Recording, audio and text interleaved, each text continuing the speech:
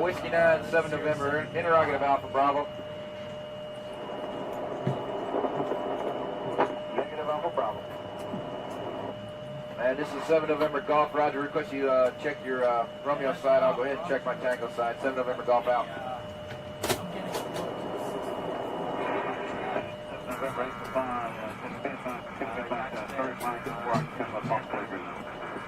And 8 Claw, 7 November, say again. 7 November, go. I copied a while ago, 1 Charlie transmission that my thing used,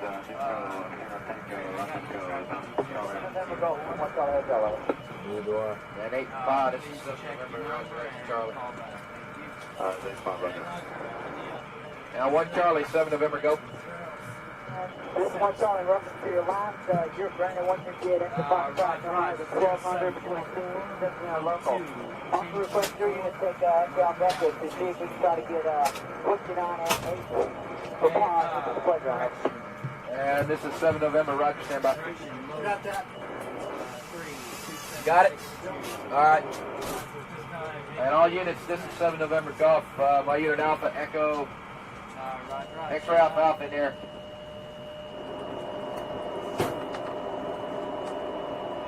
One Charlie, Alpha Bravo. Hey, I never took a dip. I forgot to take a dip. Whiskey 9, 7 November, interrogative Alpha Bravo.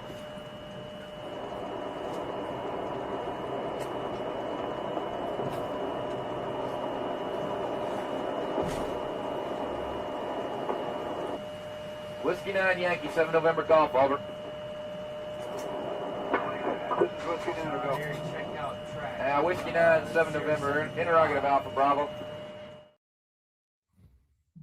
Hey, thanks for making it to the live stream. This is, well, it's with the Civ Div, but he had an emergency, and I'll explain that here in a minute because it's well, for lack of a better way of putting it, it's a bit of a shitty situation.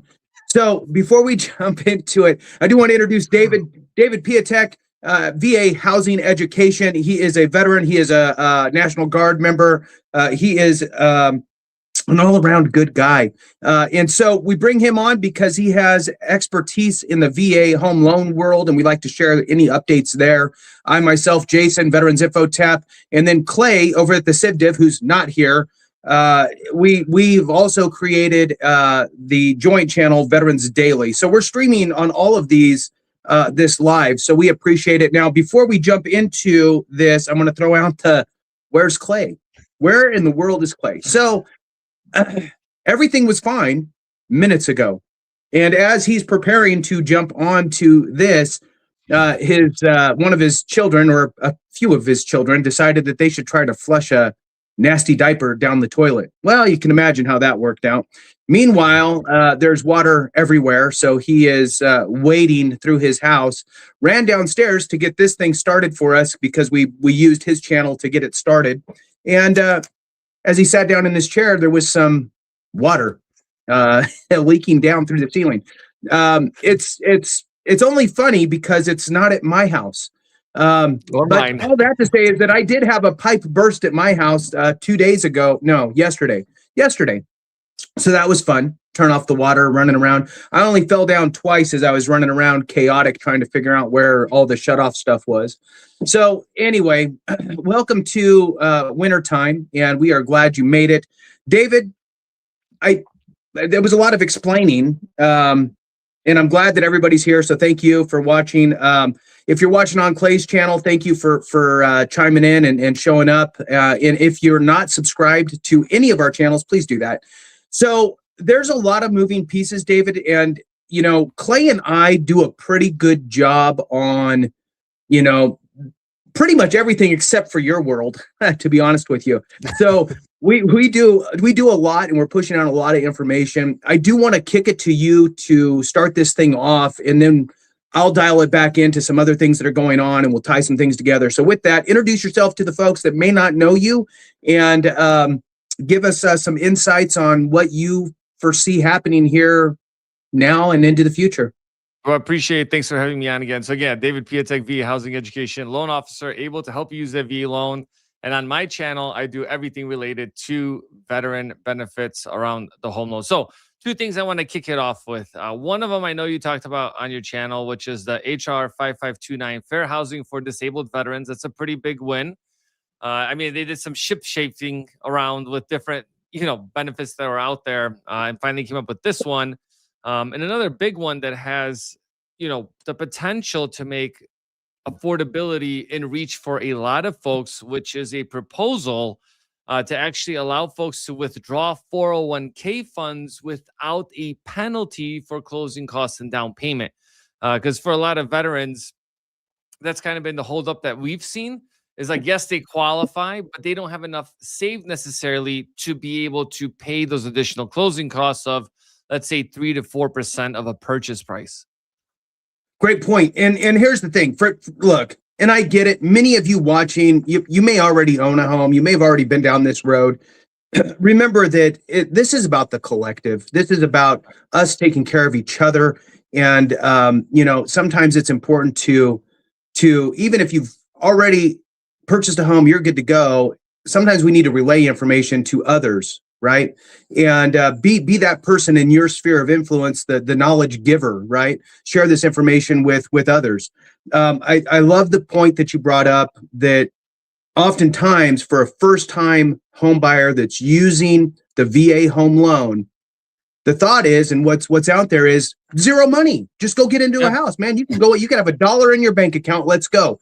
Not necessarily true. Possible, not always able to happen though. Can you give the folks a couple different ways on, let's just set the stage with, yes, you can purchase a home 100% financed. What does that really mean? And where does money, where would I have to come up with money if it's 100% financed? Just give a quick overview on what that looks like and how you could not have to come up with money.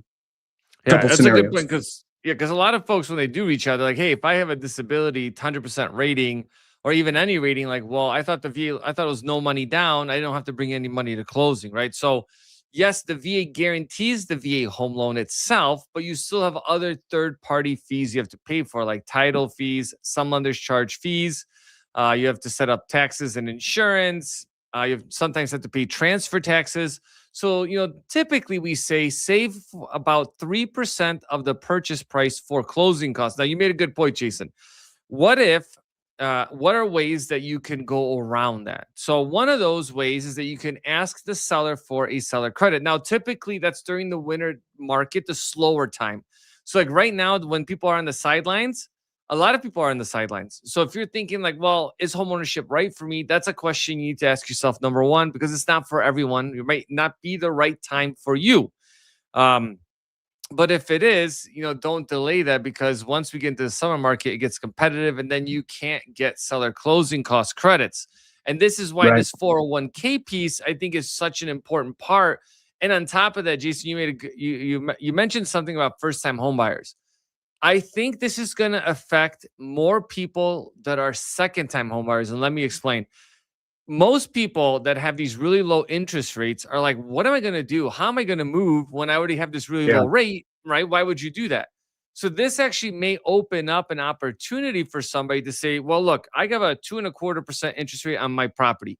If I rent it out, I could make an additional $1,000 a month. Well, if I can leverage a 401k to, let's say, because I don't have enough entitlement left over to buy the house with 100% financing, a second VA loan, let me borrow against that because it's a primary residence. So now you've leveraged your VA loan for an investment at a low rate, and you're making positive cash flow and not, making taxes on the other. Yeah. And you're not losing that rate, right? So you still have that rate on that property as an investment property. So you're not technically losing that. And to be able to have a piece of investment property with a rate low like that is just unbelievable. So let's shift gears a little bit, just to kind of meet everybody's flavor of what they're looking for here. I'm going to tell you guys this before I jump into that. Let me do a couple things here real quick. One, thank you for the super chat. I can't see everything because Clay is the one we use. Clay is kind of the one who usually sets it up for everything. So I'm only seeing some comments here. but I did want to throw on a thank you to I'm not sure even how to say it, the Wraith 0406. Thank you so much for the super chat. I really do appreciate it. Sorry, look, if you've watched my channel for any amount of time, I mean, I can only pronounce about 70% of words. And I just do the best I can with that. Also, Sharon Posset, thank you for the support that you did with the membership. I do appreciate that. All right, so here's one of my biggest concerns that we have, and it's not necessarily the rating schedule changes that we have that are coming into place here. We do have these rating schedule changes that are happening. These are the 4 remaining rating schedule updates by the VA, and that's going to wrap them all up.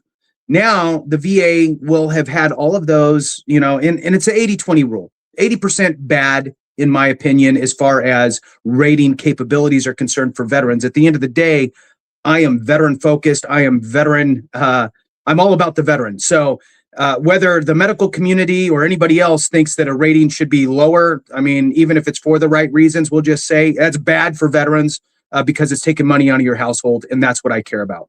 So to answer a question before it comes up, you're grandfathered in, for lack of a better way of putting it. The VA cannot simply reduce you due to a rating schedule change.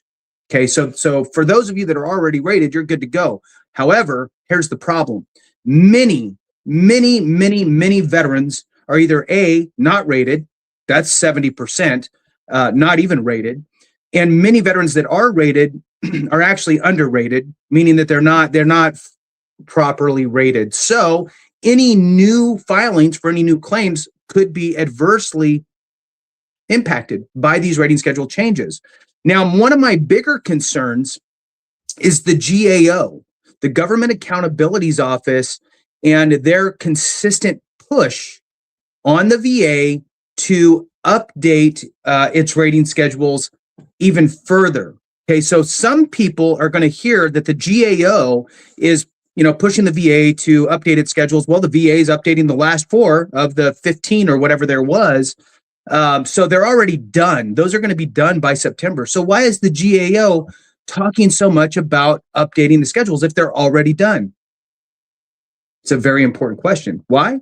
Because it's deeper than what the VA's already done. The VA is only looking typically right now at medical advancements, and they're making changes because of medical advancements.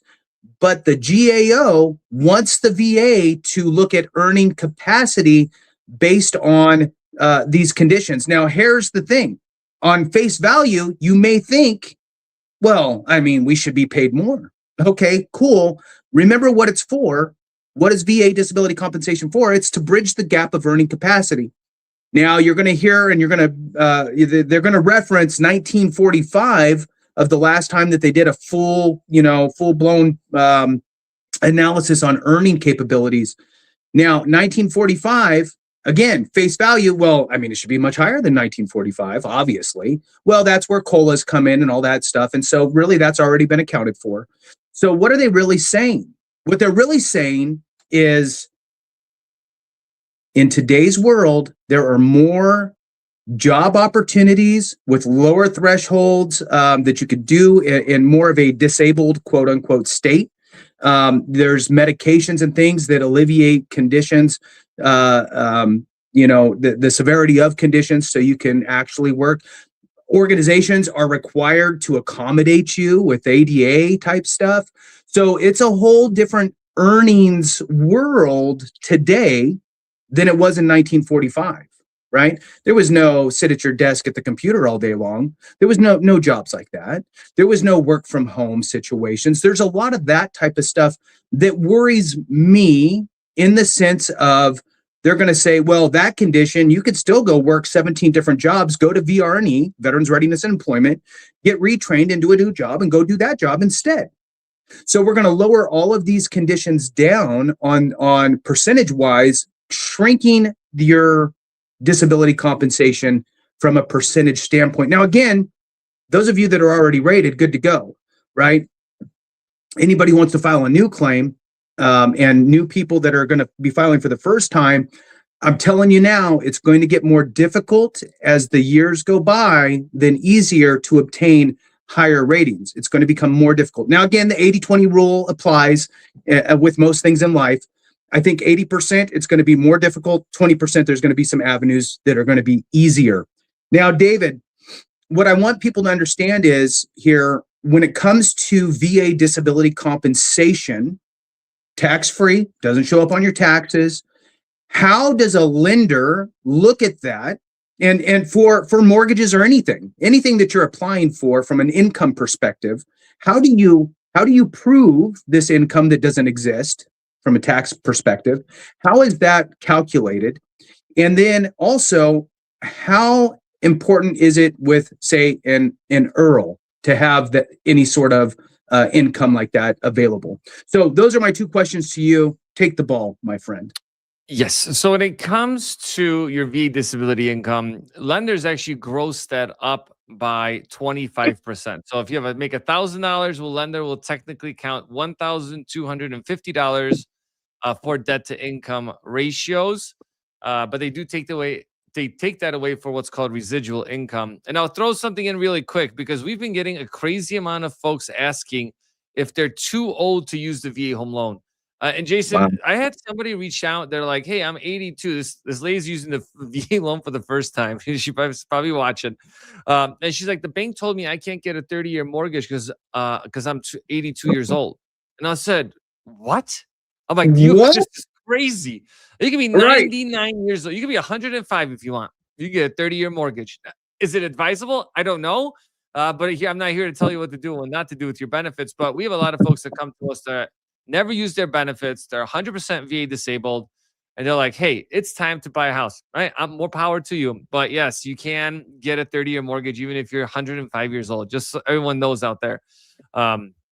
They can't just limit you. I don't know where that comes from. But having that disability, right? So the way you prove it is going to be with typically just providing your certificate of eligibility or your service award statement. And for the folks that are watching, for the folks that are renting, they passed that. What's the disabled vet? What's that bill where they don't count the disability income? Anymore. Right. Against you. I don't remember which one it is now. I'll try to pull it up. So there was a bill that was just signed into law because they tried to make disability not count as income, quote unquote, like from an IRS perspective. Well, that didn't really go anywhere, which would have been great because then you would qualify for significantly more programs, along with your military retirement wouldn't count. That would have been awesome. But that kind of got put to the side.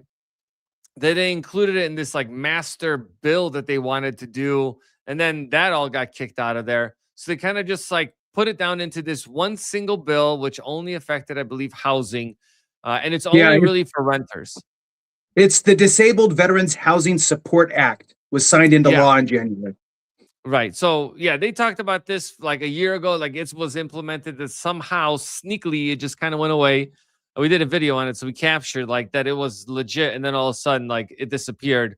So for folks that are renting, this is a pretty awesome deal. Now, this also applies to student veterans. A lot of student veterans will ask me like, hey, I know you mentioned before that if VA disability doesn't count as income, I can get on some type of housing assistance. That is true now with this money, but just note that it is for state, for the government programs, because state programs, Jason, they probably just don't want to fork out the additional money. It just like to your point earlier with the VA disability. And that's why I'm always saying like, it's always better just to file your intent and then take the year, put the documentation together, and at least file, because if you get a 0 or 10% rating, at least it's service connected. I didn't realize, up until I met you guys, like all the benefits that you have just having a service connection. And for some people, like they just don't realize like, yeah, it was 20 years ago that you may have served, but where you're at today are because of some of those things that you did in the military. Right. And I can't stress that enough, because we'll meet somebody that I have 3 Purple Hearts. I got shot 3 times in Vietnam. I'm fine. There's nothing wrong with me. I'm like, okay. Right. Yeah, totally. And, you bring up another good point, right? And this goes back to the age thing. right? That if the big gap in time, look, there's no limit. There's no limit on time frames. It doesn't matter how old you are.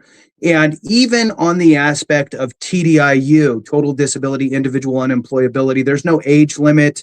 You could be 90 years old and file for, there's nobody that's saying that, well, you can't work anyway, so you don't get TDIU. No. If you were planning on working, but you cannot work due to a service-connected disability, well, then that's the issue, right? So make sure that you're utilizing your benefits to the fullest. And here's the thing, and this is how I always look at it. It's part of your benefits package, right? You earned it through your service. It's there for you. We know what we have today. We know what's available today for us. Make sure you take advantage of it. I'll tell you, David, when I was an accredited veteran service officer running a team of accredited reps and all that type of stuff, I cannot tell you how much it bothered me. My heart just broke every single time that I either had a surviving spouse come into the office who said, my spouse just, my veteran spouse passed away. And, I don't even know what's even available. Like what can we even do, And really they were trying to figure out maybe burial benefits, but then come to find out that this veteran who passed away probably would have qualified for all kinds of VA disability compensation, which would have made their life easier through the years, undoubtedly. And now it's okay, well, let's talk about the burial stuff. Let's look into this. Well, now let's talk about some dependency indemnity compensation, or often forgotten benefit out there is VA pension for surviving spouse. These are benefits that sadly we earned, but we don't even realize what we have. And then surely we don't share that information with our spouse, right? I mean, if we barely even understand what we can do, and then the spouse is like, they have no clue. So all that to say is that take advantage of the benefits that we have today. And this is what I'm going to throw out to people. If you are not sure if you're properly rated, if you're not sure, if you can't say like, oh yeah, no, I understand exactly what the VA disability compensation program looks like. I understand the rating schedules. I know my conditions. I understand secondaries. I understand where I should be rated on the rating schedule. And I know that I'm perfectly fine. If you can't answer it like that, then you might not be properly rated. And either this is what we say, and this is what Clay and I have really tried to implement here is, look, there's free resources out there. They're not all equal level of quality, sadly, but there are free resources. Go try to find a free resource. And if you can find one that's capable, competent, knowledgeable, great, go for it. If not, then reach out to us. We're happy to do a free review, evidence-based VA claims, and we will help walk you through it. Now, David, what do you see on the horizon with regard to, I'm going to preface it with this. You always say when it comes to VA disability compensation and the bulk of VA benefits over here, that the changes often make things worse. It's, it's the 80-20 rule again, right? It's most of the time it's going to be negative. There'll be a couple good things, then bad, then a couple good things. But on the VA home loan side of the house, what do you see? And I know you don't have a crystal ball. Mm-hmm. What are some of the things that you might see changing? And I'd also like to hear one really, I have one in my mind and I don't want to say it. Give me one like, wow, really? You could do a VA home loan for that, or you could have a VA home loan on that, or whatever. Mm-hmm. So give me a couple things. What you've kind of forecast as far as any sort of changes is in your guessing, and then that other thing. So with changes to the VA loan, so for 2026, for somebody that has multiple VA loans, the VA loan limit has gone up. Now, that seems confusing because the VA technically has no limit. But when you have multiple VA loans, there is a cap, and then there's a down payment required after that. So it went up to $832,750 for this year, which is positive. Now, there's actually one negative thing, and I didn't catch this. We did a video a while ago. Remember talking about the Sherry Briley and Eric Oh, yeah. Edmonton veterans thing? So what I didn't realize was the implications of what the actual VA funding, what happened to the VA funding fee. And this is wild to me. Okay, because I just read this recently. I was going to do a video on it, but I kind of slipped my mind. So they were planning on increasing the VA funding fee for non-service connected veterans. So that's 10% or more. So if you use the VA loan for the first time, it would be 2.45. So it'd be a 30%, 30 basis point increase. And if you use the VA loan for the second time and on, it went up to 430 basis points. So 4.3%. That is crazy. That is like, huge. So if you buy $100,000 house, I mean, for every $100,000, you're paying $4,300 in VA funding fee. Average home is like $400,000. So just imagine how much you'd be paying. So I think it's a combination, right, between both of what we do. It's long-term thinking home ownership. What does that look like? That's hard to predict, right? Most people are like, well, the market's going to crash. Reality is that I see it maybe a crash in like 20 to 30 years where we have our baby boomer generation is going to not be here anymore. One, we have the largest transfer of wealth in the history of the world happening during that time. So a lot of people have a lot of money, right? So that's why they're keeping prices where they're at. We're going through kind of a shift right now with the president nominating a new Fed secretary of the board of the Jeremy Powell, replacement for him. And Federal Open Market Committee. Yeah, the Open Market Committee, right? And then, so they didn't raise rates. They kind of kept them where they're at right now. I think that's just to kind of calm the waters so they don't get too crazy and kind of stabilize interest rates, which right now it's safe to say rates have been somewhat stable or the same rate for a while now, right? But I think that's like every year, Jason, is that the next couple of months there's going to be a ramp up, and then people are going to again say, well, housing values went up, it's unaffordable. But that's kind of like the theme that's been going on. And a massive correction, you'd be thinking of like 2008. And that went on for a while, right? That was like 9, 10, 11, 12, up until about 14 that went on. So about 7 years is the normal cycle, 7 to 10 years, right? Right now, I think we've been on a pretty uphill, right? We've been doing great. When is a correction coming? I'm not sure. They're trying to slow it. They're like stagnant right now, which I think is not bad because at least people have the opportunity to buy houses. I mean, look, 400,000 veterans used their VA home loan last year. I mean, it's a phenomenal product. Right. Yeah, it absolutely is, and for all the different reasons. And especially when you understand, and I'm going to throw this out there to folks, that if you're thinking at all about maybe buying another house, you already own a house, maybe you want to buy something bigger, smaller, depending on your circumstances, or looking to buy something for the first time, and you're just not sure, just reach out to David. He will work up the numbers for you, and so then you can work with actual real numbers instead of just guessing. So just reach out to David, and he and his team are super solid. What I wanted to talk about here for a second, just really quickly, because we had a little bit of back and forth in the chat over here on my side on DIC. This is just one example of why it is so important to be properly rated. Okay, be rated for your conditions. Now, dependency indemnity compensation acts as a life insurance for the veteran, right? Your survivors could qualify to receive it. This is not going to be a DIC video, but I'll just dive into a couple of the specifics real quick. So essentially it pays out like an annuity on a monthly basis, pays out a certain amount.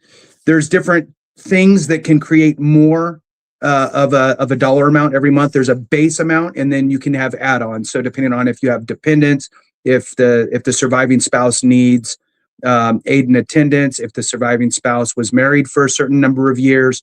All of these things add on and create a bigger dollar amount.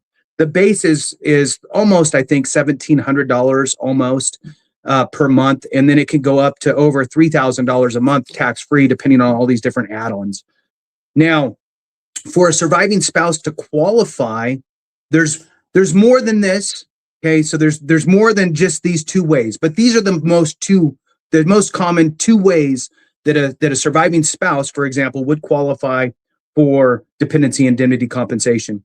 One is the veteran was rated at 100% for 10 years or more.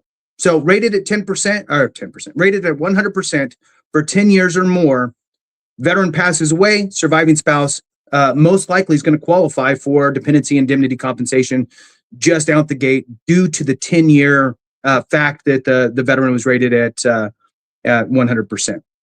Now, what if you're not rated at 100%? Well, now, or you've been rated at 100% but less than 10 years.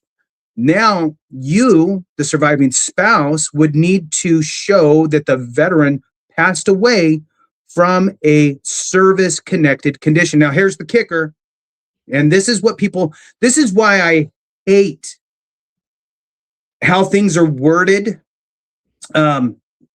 online, for example, even on the VA's website.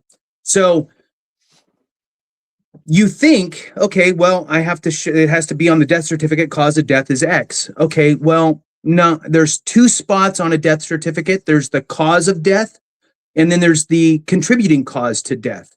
This is really important. The VA views them the same. So here's an example. Vietnam veteran has hypertension, okay, high blood pressure. Gets service connected for it. It's a presumptive condition, very easy. I just need to prove I was in Vietnam, Agent Orange exposure, and that I have hypertension. Boom, done. Rated for hypertension. Now, Vietnam veteran passes away from a heart attack. Well, cause of death, heart attack. Contributing cause to death is hypertension. Surviving spouse would file that for dependency indemnity compensation. So that would be a way that you would show that the cause of death was by way of the contributing cause of death, a service-connected condition. So very important to understand, because it is a huge benefit. And any of us of any amount of age, and for those of you younger than me, I'm 51. For those of you younger than me, life insurance does not get cheaper. It gets way more expensive very quickly. It's a very, that thing steep. It gets steep quick. Yeah, it's a straight up and down line. So, I mean, it's like, for the same price that it costs a 30-year-old to get a $500,000 policy, for the same price, all of a sudden you're getting 20 grand. You know what I mean? Right. So it's ridiculous. It is ridiculous. So this is a huge benefit, and this is why it is so important to be properly rated for all these kind of background things that are going on, right? Another thing would be, and this is what you talked about a little bit, David, of these additional benefits that open up from being service connected. You're looking for a new job, a better situation for you and your family. Well, now you're a quote unquote disabled veteran. There's some preference in that. And then if you hit the 30% mark, now all of a sudden there's even more preference, veteran hiring preferences that come into play as well. And again, this comes down to being properly rated. What I'm going to say here real quick, David, is these changes, again, and I'm going to throw it out there 80-20, right? It's mostly bad with some good. These rating schedule changes that are coming, the VA announced, now, look, I get it. It's been a broken record over the last year and a half. All of us, Clay, myself, others out there on YouTube talking about these rating schedule changes. We all anticipated they were going to happen last year. That can got kicked down the road 1,000 times. Mostly with all the chaos at VA, reducing force and trying to implement things and all of that. So they kicked it down the road. Now the VA officials have stated that it will be done by the end of the fiscal year, which is September. So, I mean, we're talking 8 months away that these rating schedules will go into effect. If you're not at 100% today, back to what you said, David. Look, throw in your intent to file. Think about it, right? Reach out to us. We'll do the free consultation, right? And at least let you know if there's a potential path. These are important times because you can't ever go back and go, man, I wish I would have. This is not, yeah. It's like this is it. Yeah. Yeah. I mean, can't go backwards. You can only go forward. We know what we have today, and we can absolutely guess that it's just going to get worse. So what would you say, David, is one of the most, I don't know, I kind of want to say underutilized, but that's kind of the wrong message. When it comes to VA home loans, what is probably one of the most amazing things that you could purchase with a VA home loan? It goes both ways, underutilized and best thing you can do, right? Well, I'll add one thing that you mentioned earlier with what you guys do. From our end, it's the same thing. If you're working with somebody or some of these big companies, I'd challenge you at least schedule a call with us, share what they're offering to you, and kind of see the difference in experience. Because sometimes people are like, well, why don't I go to a big company? Because if you want to work with a call center that doesn't care about you and or you buying, then go ahead. That's kind of the path. But for us, we care because I understand it fully what that process looks like, and to go through that. What was the question? Oh, what's the best thing? So I'll tell you. This is one thing that Jason, people don't realize is that nowhere in the handbook does it say the veteran can't leverage a loan to build an investment portfolio. And I'm gonna explain that because it's one of the least utilized. They're like, I could only buy the house if I live in it for 50 years, and then I could sell it or I can rent it. Like, that's not the case, okay? Technically, per VA guidelines, now this doesn't happen, and this probably be a clear indication of like you're trying to manipulate the system. But technically, living in the house one day qualifies as you meeting occupancy requirements. That's just the facts. And so with that, though, people can purchase multifamily properties. So every area is different, but I'll tell you, like in Chicago, right, there's thousands of multifamily properties where you can buy a house and not pay a mortgage because your tenants are paying for it. Right now, if they pay or not, that's a different story. But by the numbers, on paper, by the numbers, it's a phenomenal way to generate revenue. Plus, own an asset, and now you yes, you have a mortgage payment, but other people are paying for it. And we've seen that so many times. Like in the example I said, that people have these really low interest rates. They bought homes 5 years ago, or even before that, they refinanced with an interest rate reduction refinance loan. I never answered that question. It's where you could refinance a VA loan, even with a $2 million balance and a 10% disability rating. That's all you need to refinance the house, right? They have no appraisal. They just need a source of income. They don't verify how much you make. So that's an important part of that.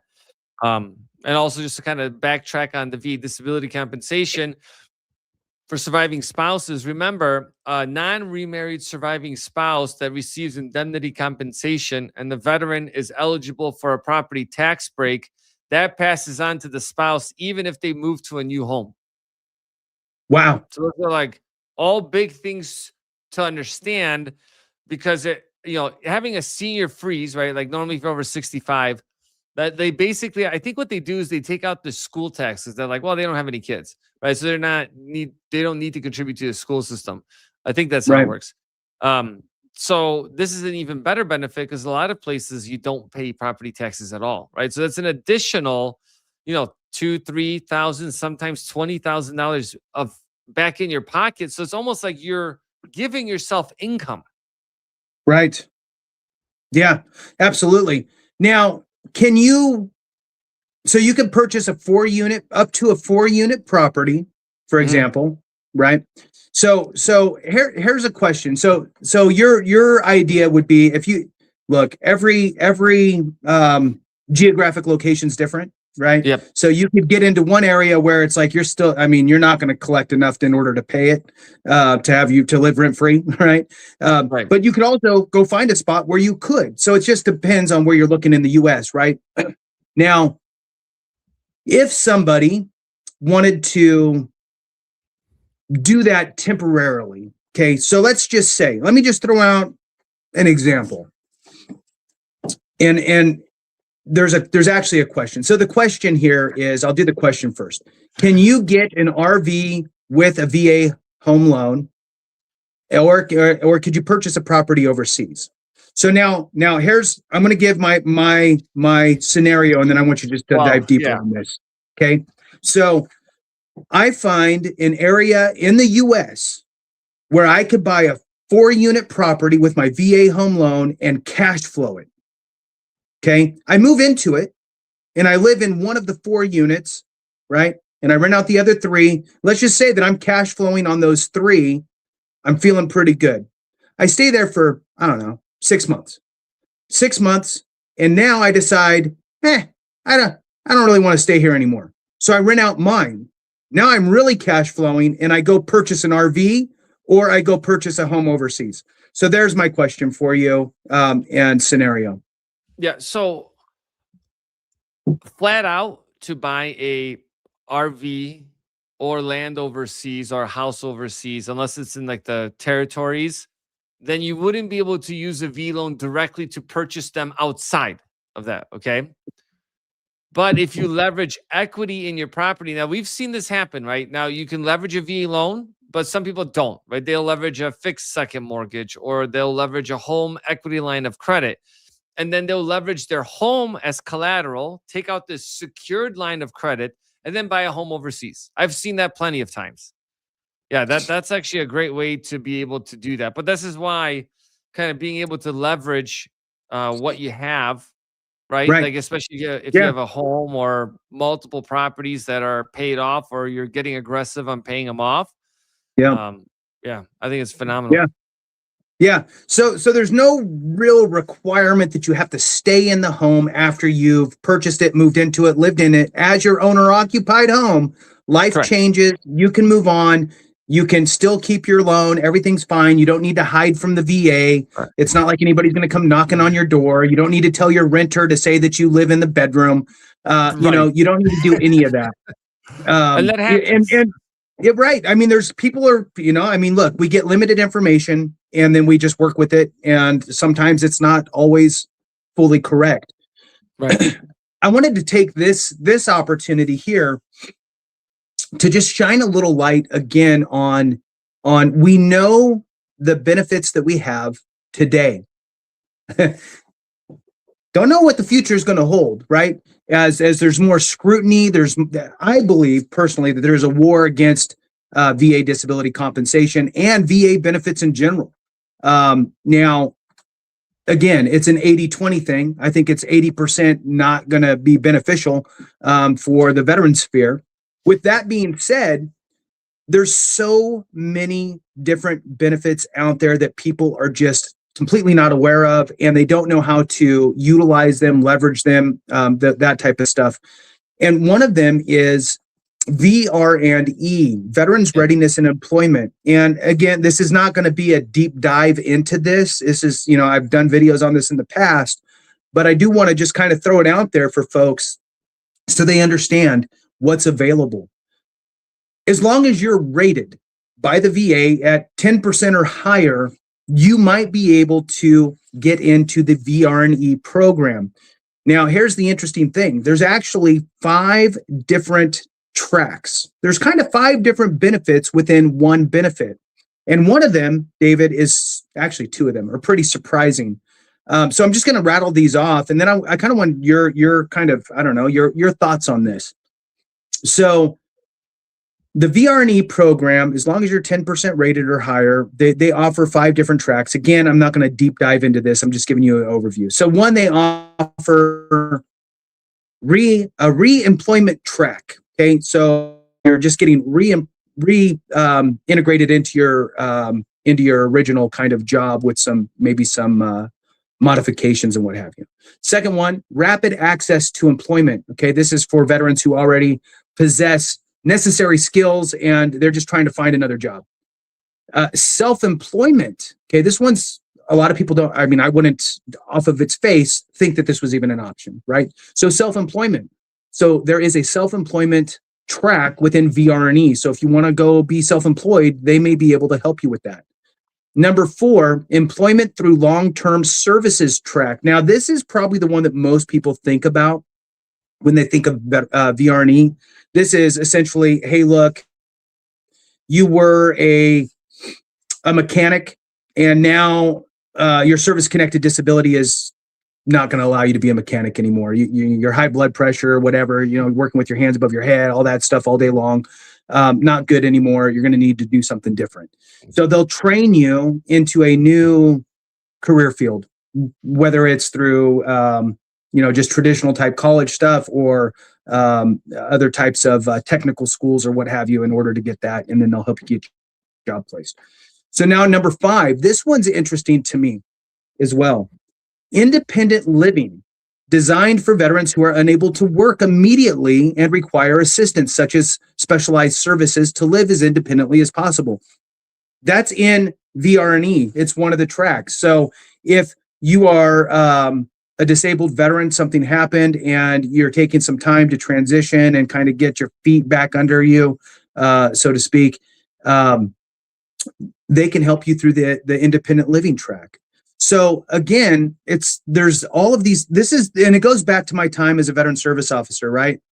People coming in after the fact. And it's like, man, we could have done all of these different things to really create a much easier situation. So do you have any thoughts, David, on any of, is there anything that went in your mind like, wow, I didn't think that was even a thing? Yeah, I definitely didn't know they did the self-employment track. Because we talk to a lot of people that will ask us like, hey, I'm in VRNE. Can I use that income to qualify for a V loan? Well, short answer is you can't, right? Yep. But I think the program in general, I think, is probably underutilized. Because if you think about it from a employment perspective, skill set perspective, like I haven't even used my GI benefits, right? And I finished school, but I didn't have the benefits at the time because I had the Illinois National Guard grant at the time. So I still have my full 36 months plus some additional benefits. And but I talked to so many people where they're like, oh, I thought my benefits expired or I don't have any benefits. And I'm like, well, you still have those 36 months so you can go back. But VRNE doesn't count against it. Is that accurate? That's true. And here's an interesting thing. And check this out.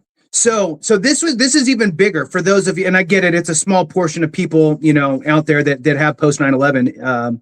But because a lot of people are like me, right? I had Montgomery GI Bill, and that came and went before I even had an idea of what to even do with it. So, but thank God I paid into it. That was fun. So, if you get accepted into VRNE and you have any amount, 1 day of post 9/11 GI Bill remaining, you need to tell the VOC rehab counselor, hey, I'd like to utilize my GI Bill for my monthly stipend. Even if it's 1 day, they will mirror the amount because you're eligible for post 9/11 GI Bill. They will mirror that amount and pay you out. They have a different cap on it. I think the cap's around $3,300. So, I mean, you'd have to go to school in like San Francisco or New York or somewhere super high to be over that and then be capped at the 33. So for most cases, I mean, it is the lucrative way to go. So for those of you out there that might be wondering what we're talking about, if you get accepted into VRNE, what happens is once you're enrolled and they send you wherever you're going, you might just be doing school online, you might be going to a technical, whatever they put you in. While you're in that program, they're going to pay you out a subsistence allowance. Now, the standard subsistence allowance is around $1,000 a month. Maybe if you have a dependent, right? So you and one dependent, it's around $1,000 a month. They'll pay you that while they're sending you to the school, and they'll pay for all the schooling for you as well. So it's a great situation. But if you have post 9/11 GI Bill and you tell them, hey, look, I have post 9/11 GI Bill remaining, any amount, they will mirror that amount of housing allowance and create the subsistence allowance based on that up to about $3,300. Huge difference depending on where you live. And 99% of the time, that is going to be the one that's going to pay out more. That's awesome. I'll love to Yeah. hear that. And I Yeah. actually wanted to bring up one. Well, you asked me about upcoming changes and kind of a potential big benefit for National Guard members. I don't know if you saw this, but they put a proposal out there that would Oh, reduce how long it yeah. takes a National Guard member to use their VLON. And I think this would be Right. crazy because that would make active duty be able to qualify for the loan, even though they only served a very short period of time, which, by the way, a lot of veterans I talked to that have VA disabilities don't qualify for the VA loan because because you have a disability and you don't meet the time and service and character of discharge, you can't use your VA loan, right? So it would help out a Right. crazy amount of millions of veterans. So essentially what they said is that once you finish active duty or like your basic training, and you did 14 drill days, you'd be eligible for the VA loan. That'd be crazy. Yeah. Yeah. They For still sure. haven't passed it. Yeah. Right. Yeah. Yeah. Now, want to throw out, we've got a super chat here and look, I'm really horrible at this. This is actually why I have Clay on Yeah. more often than not. I can't even read the whole thing, which is weird. From Macon, I'm guessing it's Blankenshire. Thank you so much for the super chat there. I really do appreciate it. And it looks like the question is how can you contact us, right? Vietnam vet with 90% for PTSD, sleep apnea, and tinnitus. So if you're looking for some help regarding your claim and a free review of your situation, and this is what we do is we'll look at the entire circumstances, not just what you think you need to do, but let's ask you the questions, look at the big picture to see if we're missing anything with regard to your current conditions, potential for direct service connections, potential for increases if you're not properly rated on your current conditions, and then potentially other increases in secondaries and other presumptives and so forth. So the website is EB, that's Echo Bravo, VAClaims.com, or you can email us, and I'll type it in the chat too. Email us at VAClaims@EBVAClaims.com. All right, so I'll put that in the comments as well for you, and I also put in the comments for David's channel, which is VA Housing Education. VA Housing Education.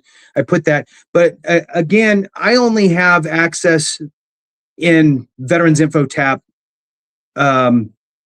I think right now. Yeah, I see one here for me here. What does the loan servicer use to calculate your affordability on a VA home loan? I think essentially is what the question is. So, when it comes to the VA home loan itself, there are a lot of things that are factored in, right? Credit, collateral, capacity, right? What does your credit look like? How much? Hey, that's 3 C's. I know the 3 C's of lending. Nice. Collateral, that's the house, right? Can we actually loan on the house? Does it meet the VA's minimum property requirements? And capacity, right? Do you have the capacity to make the payment? And the VA itself, Jason, for the folks out there, the VA is pretty loose, right? Like it's so loose. Sometimes I'm like, I don't know if this should be approved because they're only taking home $500 net income at the end of the day. But lender can't just say no, right? If the VA allows for it, they allow for it. But this is why it's so important for you to understand your budget, right? Most of the time when people come to us, they're like, we say this is what you qualify for, and they're like, nah, that's way too high. Like, I want to be at this. I'm like, good. Sometimes people are like, well, I thought it'd be a lot higher. And that's normally because they're self-employed, right? Where they're like, well, I make money, but I expense things. So it looks like I make less, but I want to make more. Sometimes we can't include spouse's income because they may have not received it for long enough. Sometimes somebody has a second job they haven't had for 2 years, so we can't use that income to qualify. So there's different nuances. And with that, I'll tell you that it's never too late to schedule a call. And you get in the description on my channel, all my videos have the direct link to schedule calls with us. And then at least we can go over it. So 6 months out, a year from now, you're under contract today. Congratulations. I would just encourage you to at least reach out, have a conversation with us. We're not badgers, I promise. Just like, if you're looking at your VA disability stuff, sometimes it's nice to get a second look at it and be like, all right, this does make sense. Or, you know what, you're missing an opportunity to be able to either save more or just get better service. That's right. That's right. Now, I had a question for you, and I don't know the answer. Let's say that I'm done with the rat race, right? I'm done with the rat race. I just got awarded 100% on my VA. Maybe I just got some social. Maybe I'm just collecting Social Security in addition to it, or maybe I'm out on SSDI now, and I'm selling my house, and I want to go buy essentially a farm, right? A small farm, and just kind of get a little bit of elbow room and some quiet, some solitude, and somewhere that I can shoot some hay bales or something, right? So love it. Is that an option with VA? Yes. Well, there's two things to that. So one, you can buy a VA, you can buy a farm. It's called with the VA home loan. That's for sure you could do it. Now, what you have to be careful of, because sometimes people will be like, I'm buying a house with 260 acres. That can cause a problem because the acreage is worth more than the house. Mm-hmm. There's an alternative program you can use, which very, very few people know about it. It's the USDA Direct program. Now, this allows up to $600,000, no money down. It's like a 40-year mortgage. First couple years are interest only. You only make one mortgage payment a year at the end of the year, and you actually have to farm the property. So it's a pretty cool program. Yeah. But if you're like, hey, I just want to buy, 20 acres, just have peace and quiet, then definitely you can use the VA loan for that purpose. So that's a good one, because a lot of people don't realize, like, yeah, you could do that. You could do a construction loan. You could do a rehab loan. And you could want to build a log home. You can do that with the VA loan. So are no minimums. Right. The new construction is an interesting one. And here's the other thing is that, sometimes we get into a situation to where we're ready to hang it up and retire, but we're going to move to another state. And maybe it's got better veterans benefits, that type of stuff. And in that, I'll say you lend pretty much anywhere. So reach out to David, and then he'll guide you through it and help you understand what you could qualify for and what the numbers look like and run all the different scenarios for you. Now, I have a question over here on this side, and it's really about that law that we just talked about. Now I can't remember it again. Here it is. The Disabled Veterans Housing Support Act, which eliminates the VA compensation and pension being utilized as income.